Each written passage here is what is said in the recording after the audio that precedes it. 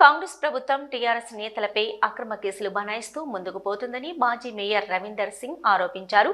నగరంలో ఏర్పాటు చేసిన మీడియా సమావేశంలో ఆయన మాట్లాడారు.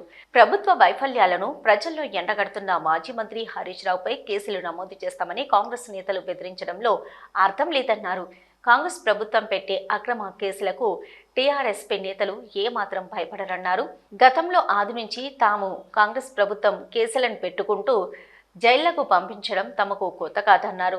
కాంగ్రెస్ నేతలు అవినీతిని ప్రశ్నిస్తే కేసులు పెట్టడం ఎంతవరకు సమంజసమని ఆయన ప్రశ్నించారు.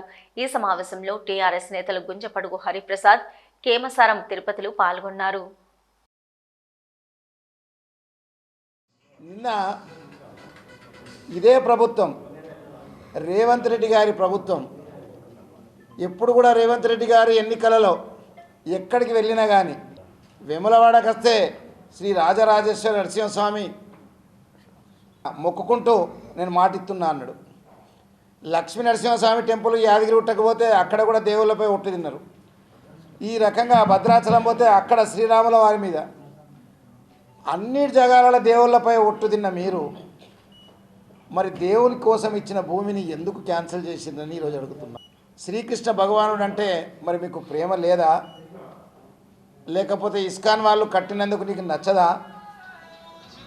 లేకపోతే మీ రాహుల్ గాంధీ ఏమన్నా ఇస్కాన్ వాళ్లకు ఇయ్యొద్దని ఏమన్నా నిబంధన పెట్టిండా?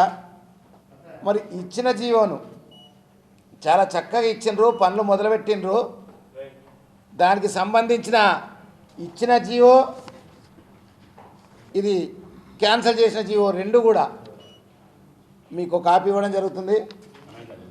ఇచ్చిన జీవో, క్యాన్సిల్ చేసిన జీవో, ఇది రెండు.